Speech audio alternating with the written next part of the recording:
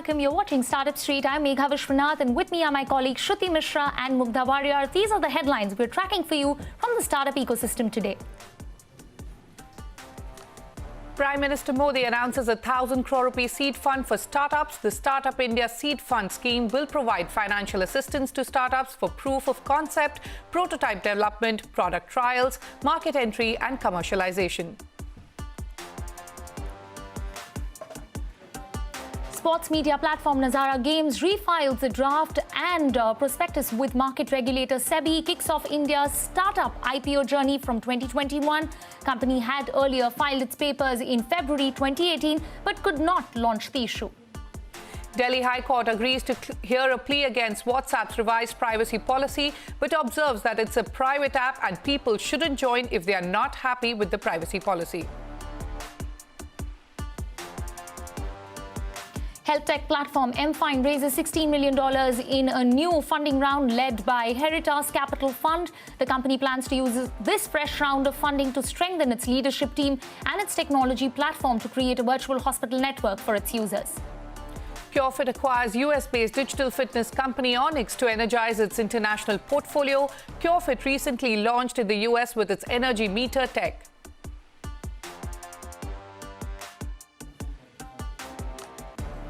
Google says antitrust claims in Texas lawsuit are, and I quote, misleading, argues that its rates are fair and the marketplace is open and doesn't favor a Signal e-partner. In December, Texas Attorney General filed a complaint about Google's advertising technology business.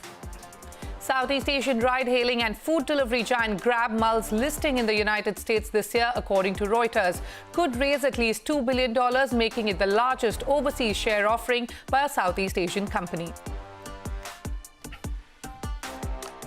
Well, those were the headlines we were tracking for you this evening. Fintech platform BharatPe is on a fundraising spree to back its massive expansion strategy and has today closed a $20 million debt investment from Ulterior Capital and ICICI Bank. Now, this comes after a week that it raised 60 crore rupees in debt from Innovent Capital.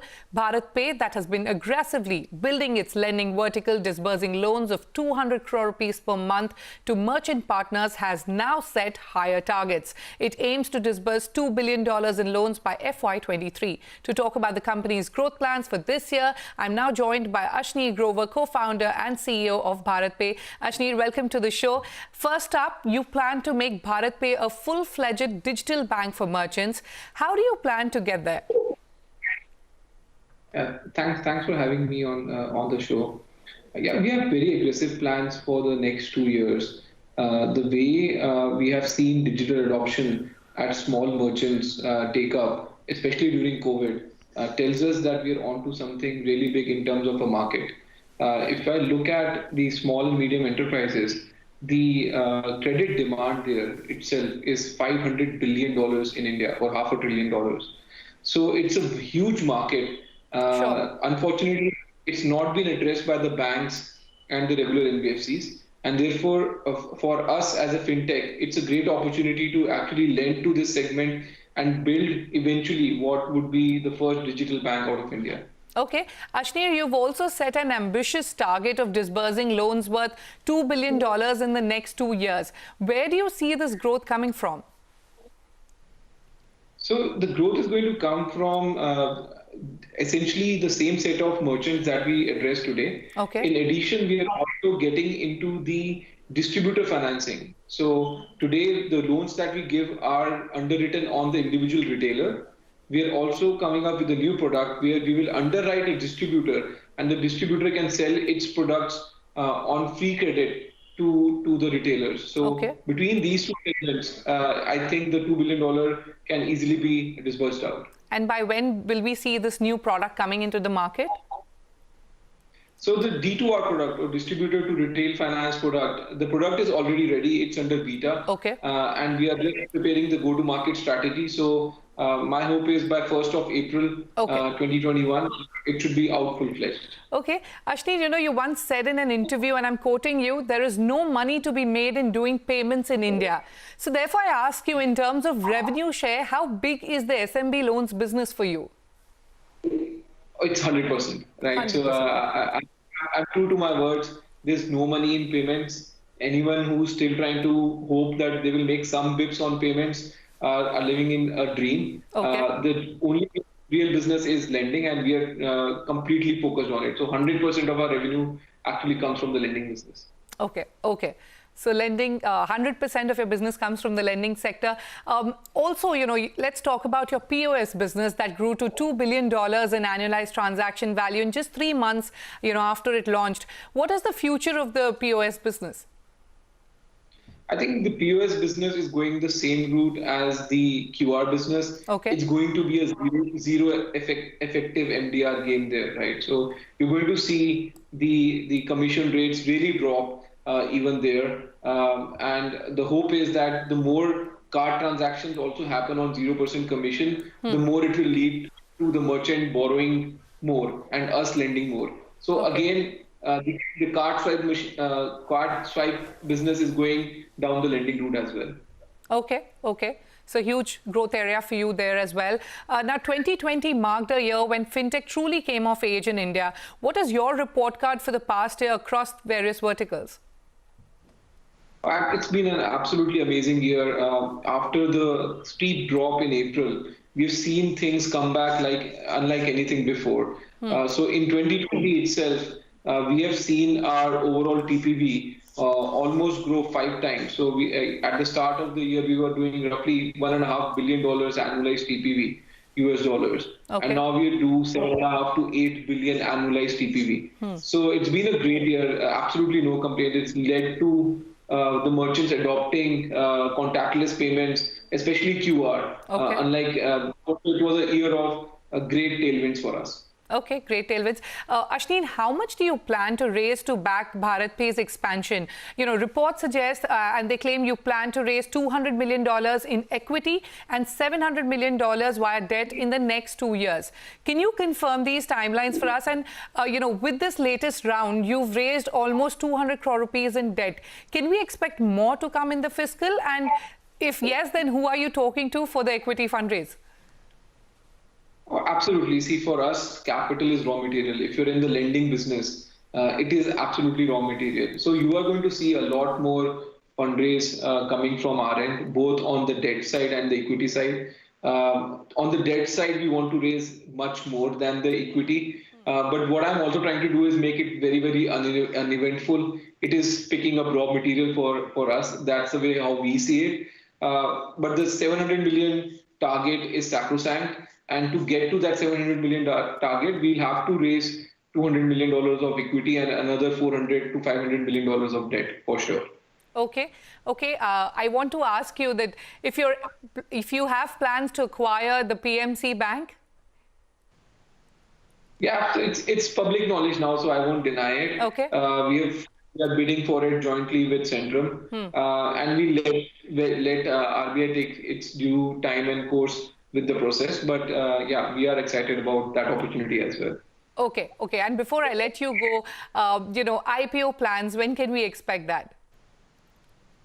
No time soon. I know there's a lot of buzz around IPOs. I would at least let the first 5 of them play themselves out before before we open our cards on the IPO piece. Okay, so no IPO plans as of now. Thank you so much, Ashneer, for joining us today, and wish you the very best with all your expansion plans. My pleasure. Thank you. Okay, with that, Mugdha, it's over to you. All right. Thank you, Shruti. Thank you, Ashneer. Ashneer there confirming that they're in the bid to acquire PMC Bank. But moving on to a very pressing issue, now the digital lending sector seems to be seeing a reckoning as multiple cases of customers being harassed for repayments and several unregulated apps cropping up has come to light across multiple cities. Well, the RBI has set up an internal working group to create a regulatory framework for digital lending firms, while Google as well last week announced that it was reviewing hundreds of personal loan apps on its platform and said that it had already taken down several apps for not complying with the laws. Joining us to discuss this issue, we have Anurag Jain, President of the Digital Lenders Association of India and founder of invoice discounting platform Credex. Anurag, welcome on the show, and joining me right now also is my colleague Megha. Anurag, like I said, there have been massive crackdowns on several digital lending apps, by the police in multiple cities. Now, the Digital Lenders Association has itself put out an advisory in the light of all this. And in fact, last year you had sent out a proposal to the RBI with certain guidelines, for the digital lending sector. Tell us, what are some of the immediate steps needed for this sector now? Sure. Thanks, Mugdha, for having me here. I think it's a pleasure to be here. So basically, shooting straight on your question. So I think the pressing issue, and we need to be clear about what is the exact problem here. The problem here is around the apps which are not following the fair practices guidelines and are basically, operating outside the purview of the regulatory framework. So it isn't the fact that there isn't any fair practices code. I mean, there is definitely guidelines issued by the regulator, which basically governs the operation of digital lending companies in India. But there are some of them which are illegal and which are trying to basically, find loopholes in the system and basically, mint money by harassing the customers, by basically coming up with hidden charges and the modus operandi that they've been following, and they've been, basically able to exploit the gaps in the system, and which is where, they have, gone deep into the, the ground with their, arms spreading across and basically plaguing the entire system. Right.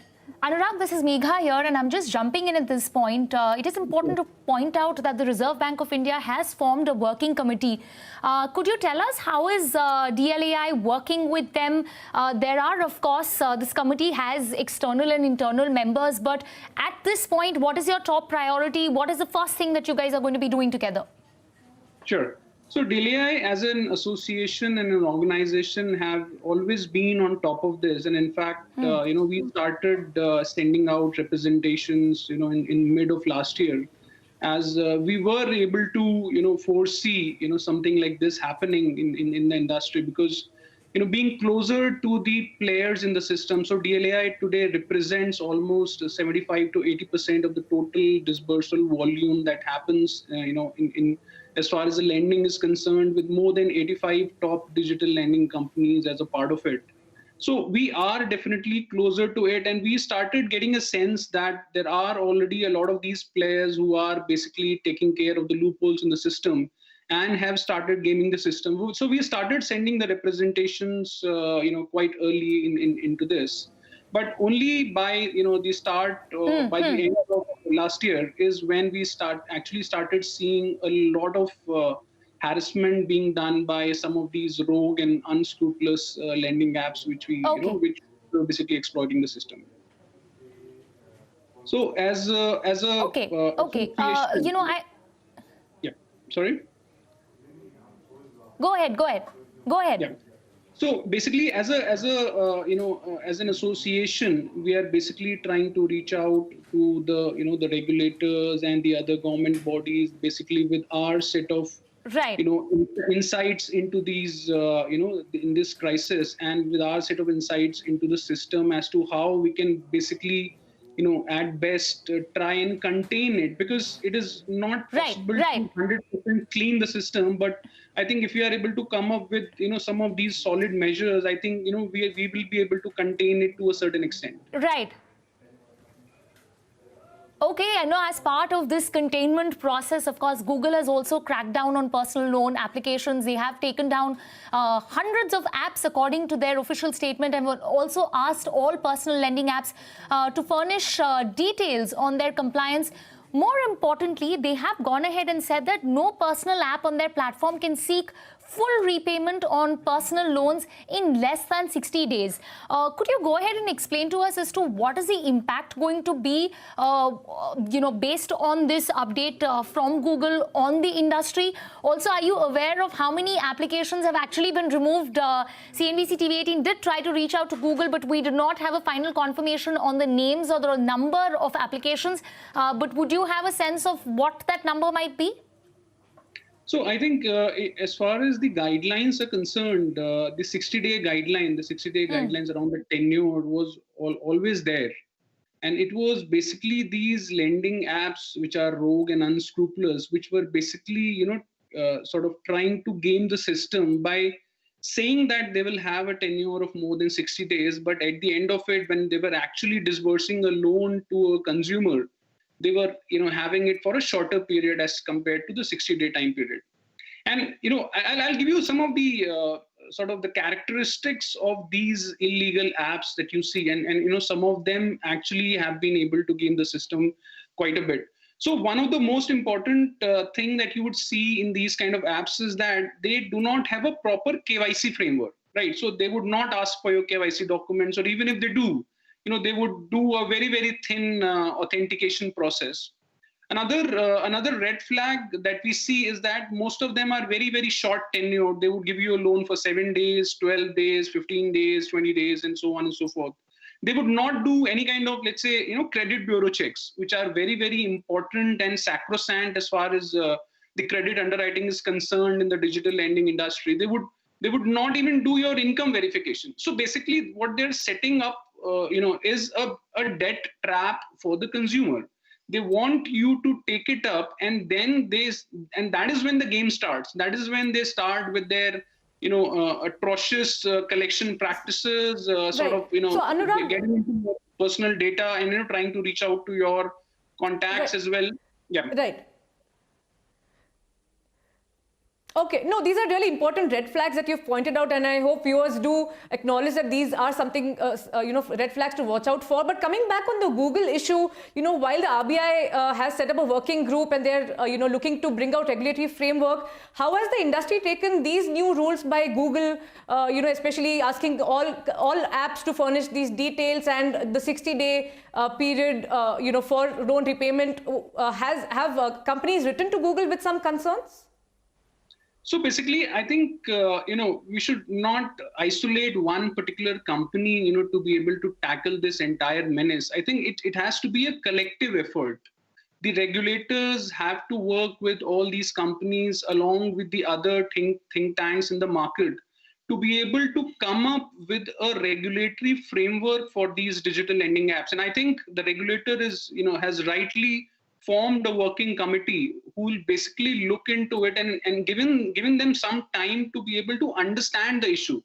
So instead of actually just wildly cracking down on the industry, I think the regulator has taken the right step to form a working group and be able to figure out as to who are the important stakeholders whose inputs and contributions can make a difference towards the regulatory framework. And that is what the regulatory committee will do in the next 3 months. So it is not only about one particular company, let's say, shutting down the apps or bringing down the apps from their Play Store. It is a collective effort, and all the industry players, all the stakeholders who are being affected by this crisis will have to come together and start acting on it.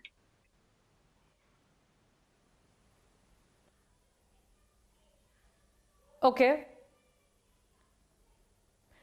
In fact, I understand that DLI itself had alerted Google last August that there were several lending apps that were following unethical practices. What was their response? How many apps had you identified, and did Google act on any of them? So basically, as an industry body, we keep sending out these representations to a lot of regulatory bodies, to government bodies, to other private bodies, where we feel that, we need to alert them about any kind of insights that we have into the market. But not in all the cases do we receive, some kind of a response, because obviously, it also depends on how the other, the companies or the organizations, want to take it. And accordingly, they, take their own time to basically come back with this. So I think, now that we have it, on top of everything, now that it has become a more urgent and a more critical issue, I think all the stakeholders will need to come together and will have to act on it, is what I feel. All right. Well, this is a developing story, and we will be bringing you all the updates right here on CNBC TV 18's Startup Street. Anurag, thank you so much for joining us and sharing all those details with us. With that, we'll have to slip into a short break. But up next, Power Gummies is a startup that claims to pack in chewable dietary supplements with all essential vitamins and nutrition for a healthy body. We'll get you more on that startup on the other side of the break. Don't go anywhere.